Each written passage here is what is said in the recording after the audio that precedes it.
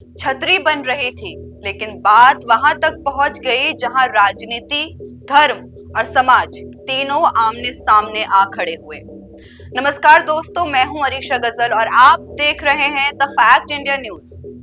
जैसलमेर के बांसपीर गांव में एक निर्माण विवाद हुआ, वो अब सामाजिक तनाव में बदल चुका है और ये जो तनाव बदला है वो एक तूफान लेकर आया है।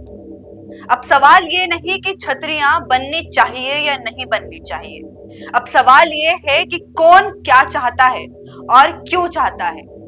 और इसी मामले को आज हम गहराई से समझेंगे। आइए इस वीडियो को आखिरी तक जरूर देखिएगा। इसी सिलसिले में रविंद्र सिंह भाटी ने बयान में एक चीज बोली, अपने असली दुश्मनों को पहचानो। बोले ये बात जो है वो विधायक रविंद्र सिंह भाटी ने। क्या ये पूरा मामला है, चलिए जानते हैं।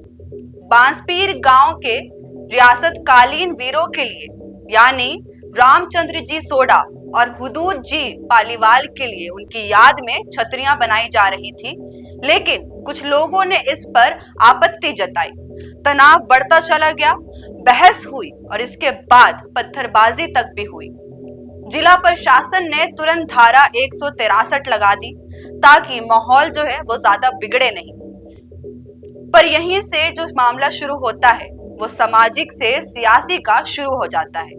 अब इस मामले में उतर आए हैं दो बड़े नेता, जिनमें से एक का नाम है शिव से निर्दलीय विधायक रविंद्र सिंह भाटी और दूसरा नाम है कांग्रेस विधायक हरीश चौधरी। भाटी ने बिना नाम लिए हरीश चौधरी पर आरोप लगाया है कि कुछ नेता जो हैं वो माइनॉरिटी समुदाय का सिर्फ और सिर्फ यूज कर रहे हैं, उनकी लीडरशिप खत्म करने की कोशिश हो रही है। और फिर उन्होंने एक बेहद तीखा बयान भी दिया, अपने असली दुश्मनों को पहचानो। उन्होंने साफ कहा कि जो बाड़मेर में, जैसलमेर में भाईचारा रहा है दो पक्षों के बीच में, लेकिन कुछ लोग हैं जो जानबूझकर सामाजिक और हार्मोनी को बिगाड़ रहे हैं। अब आते हैं हरीश चौधरी की तरफ। उन्होंने भी पलटवार करते हुए आरोप लगाए हैं कि बीजेपी जो है वो माहौल को खराब करने की कोशिश कर रही है। लेकिन बात को विवाद से निकालते हुए उन्होंने 19 जुलाई को सर्वधर्म प्रार्थना सभा और उसके साथ ही गांधी राम धून की घोषणा कर दी है। मतलब सियासत से हटकर शांति का और एकता का एक संदेश देना चाहते हैं। कांग्रेस का कहना है कि ये आयोजन पूरे थार को कम्युनल तनाव से बचाएगा।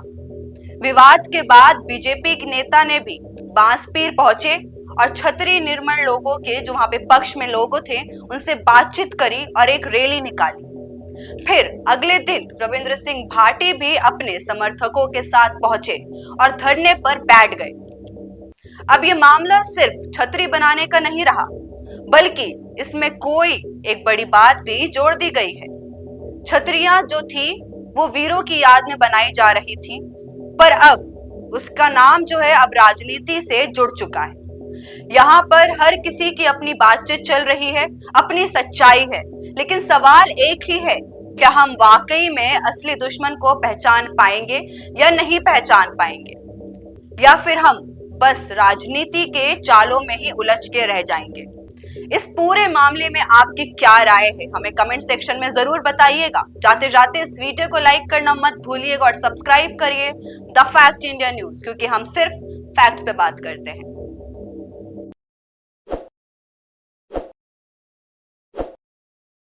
ताज़ा खबरों के लिए विजिट करें द फैक्ट इंडिया की वेबसाइट और डाउनलोड करें द फैक्ट इंडिया ऐप।